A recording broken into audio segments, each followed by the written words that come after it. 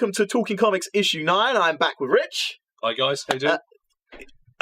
We're here at Ltd Edition Comix with a great range, as always. Nice again, brilliant. And we're going to be spending time talking about current news, and we're going to start today with some news about Joker. Some of you may have been reading the Joker run currently in Batman, and you would know that his face has been removed. Yeah, I mean, that's bit face-off, bit in Detective Comics. John Woo style. We saw it in Detective Comics and then it disappeared. And now it's all coming back thanks to Scott Snyder, who's doing a cracking job on Batman stuff. So, yeah, this is going to be the new storyline to get everybody going. The death in the family, Joker's coming back, he wants to kill people. Yeah. This is going to be... What do you think his face is going to look like? Because they've released kind of like a picture with bandages, so you don't really know what he's looking like. I think he's going to be gorgeous looking. I mean, he's going to be like a really good-looking bloke underneath there. No, not at all. Do you know what would be cool? Is if he was really good-looking and then Batman does something to scar his face again for the smile. Because it is the new 52, so why not? They can do that, right? So there's the story of how he got his smile again, which would be very cool, even though he got a new face. Would work. That would work. Look, DC, you want to employ me? No, that's my idea. Employ us. We'll sort it out. Don't worry. We'll sort it out. I'm really looking forward to it, actually. There's going to be a crossover with Catwoman, Suicide Squad, and the arc's going to run over quite a few of the Batman. Nightwing, yeah. 15 books or so. Yes, that's right. Yeah, and that's because, as you've said, it's going to be called a death of the family, as opposed to Jim Starlin's A Death in the Family. Yep. And it's because more than one of the characters could get killed. Be great, wouldn't it? Oh, yeah. Kill some off. Yeah. But then we'd have a problem with there being 52, wouldn't there? Yeah. But they could just do what they did last time, which is just reintroduce new 52 books. Another reboot. No, but don't they? DC after a while, don't they get rid of a set and then they bring in a new series if it's not working, don't they? Yeah, I mean we've had the things like Savage Hawkman. Yeah, exactly. Sort of stuff. So they've had some cancelled and then they replace them with something that might do a bit better. So you never know. We got some IDW news. They are going to be coming out with a limited version. They're called IDW Limited, and that means that they're going to have a lot of special edition stuff. So Turtles is coming out in special edition. We've got all sorts of things like Transformers coming out in special edition. Apparently the covers are going to be like amazing. These big, beautiful, well-bound books. You all for that? You a TMNT fan? No, not at all. I mean, I was too way past that when I was 17, 18 by the time Teenage Mutant Ninja Turtles came out. Right. Transformers, you can see why people are going to be getting big into that. But for me, I mean, it's the price point. If the price point is right, from a retailer's point of view and perspective, I think we'll sell loads. Yeah. But then if it's too high, too expensive, it's going to price the books out of the market. No one's going to get them. Not at all. So it's got to be a price point that. Do you know what? I have to say, Teenage Mutant Ninja Turtles was one of those things. When I read it as a kid, the comics were really violent and really dark. In fact, it was quite adult. It was something I probably shouldn't have been reading, but I was reading because it's a comic book.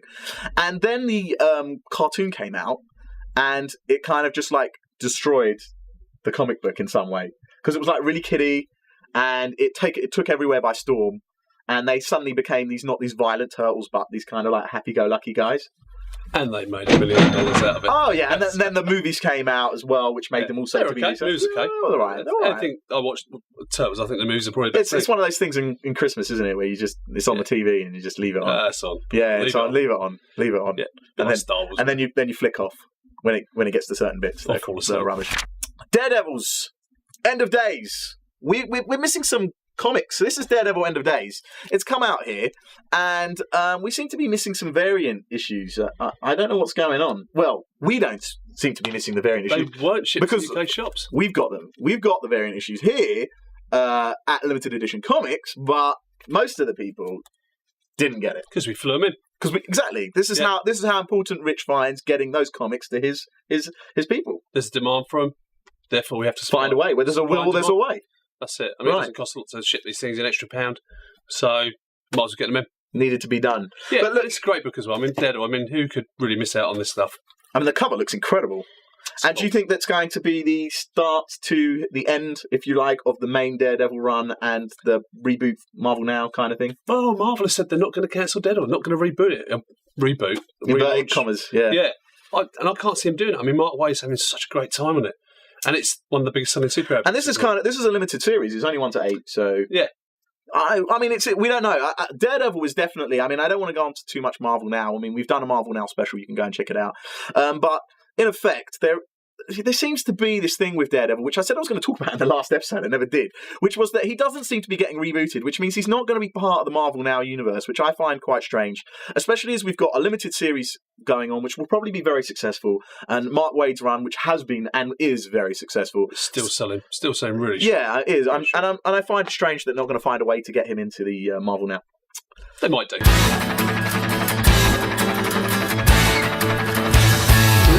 All the way to the top. Food smoking, but I'm not gonna stop. Crossing over is a beautiful dance. I'm telling that's a life of romance. It's a ride for the Phoenix, and we ride with the pack. Talking of Marvel Now, just for a quick thing, we've got Frank Cho. It's going to look like he's going to be on the new Marvel Now Wolverine. They've got a little teaser here with the word savage with 3 slices through it, as you can see up here. And we actually had a little picture of something else. Frank Cho was doing some independent work, and we just seemed to notice that in the top left-hand corner he had this kind of Wolverine image. A painting of some sort in the dark. Yeah, and there's a skull in the background, almost like a red skull, isn't it? So that could be a variant, it could be something. Who knows? It could be a cover. Could be anything. Great artist, Frank Cho, but just too slow. Oh. Very slow. Oh. Guns and Dinosaurs last year? Yes. His own create your own book. We got a bucket load of them. Yes. Bucket load. Because everyone said, Alto. He cancelled. He said, I cannot put any time and effort into this.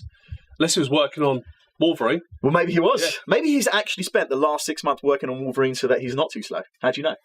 Well, if he is, I think that's good. Admirable. Yeah. Get ahead of the game. Yeah. And produce some great comics. He's a phenomenal artist. Really phenomenal artist. And I'd buy anything he actually does. You just think he's a bit slow? Yeah, too slow. Are you worried that he's going to chop and change halfway, like a couple of issues in? Yeah, like Avengers Spider-Man, we've got Joe Mad, first 3 issues, Joe Mad, great. You think this guy's going to be on it for forever, umpteen years, and you get excited, and then all of a sudden, he's off. We've got some other interesting news. We're going to move away from Marvel now for a bit. It's still Marvel, just for a second. Steve Ditko had a cover that was never released on a Spider-Man comic, and they seem to be releasing it on the 700 issue, which hopefully you'll be seeing up here. So we'll be seeing oddly, for the first time in years, many years, a Steve Ditko cover on a Spider-Man comic. It's a variant, I'd like to add. It's not going to be the main cover. It's a variant cover, but still, interesting stuff, no? Yeah, I think it's, Steve Ditko. Well, what would you rather buy? The Steve Ditko cover or the main cover? That's a good question. I mean, I probably would get a Steve Ditko cover, as long as it's maybe a 1 in 10, 1 in 5. Or equal ratio would be quite nice. I think it's going to really hit a thing with the Silver Age and Gold Age fans. You know what I mean? Yeah. I mean, Ditko was the quintessential Spider-Man artist of the time. Yeah. And my favourite was really John Romita Sr. as the artist. But if everybody's going to point a finger at the Spider-Man artist that everybody has grown to love over the years, is Steve Ditko. Todd McFarlane is suing Al Simmons over a book that he released, saying that he was the inspiration for Spawn. Which we know he was. Yeah, so it's weird that he's getting sued $75,000 for it. Todd and him were good friends at the very beginning. They used to do all the conventions together, and then all of a sudden he's written a book about his escapades, I suppose, with Todd.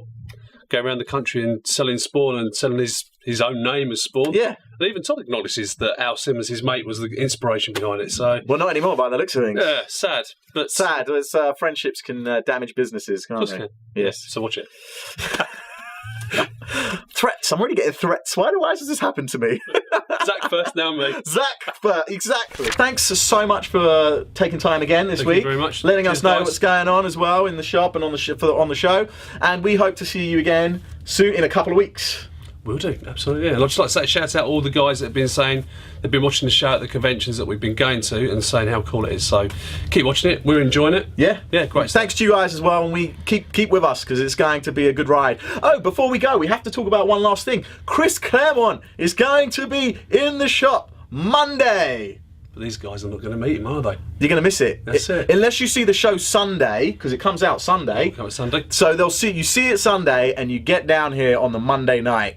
Because it's the day after this show is out. Chris Claremont will be here in Stevenage, and we will bring you an interview. So don't worry if you miss it. Don't be sitting there with cries. So the tears. I don't want to see them. putting them back in your face. We will have an interview for you, and we will sort that all out, so you will get to see what Chris Claremont has to say himself. Chris is in the house. As always, we have a special offer from you from the shop, and what do we have this week? This week we have Captain Britain, Volume 1 and Volume 2.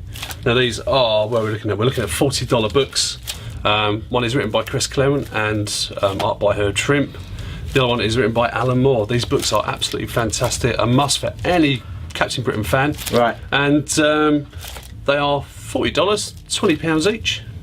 You can have one or the other. You're quite welcome to say that, and we'll do free shipping again. Free shipping! Woohoo! I love free shipping. It's about £7 worth of shipping there.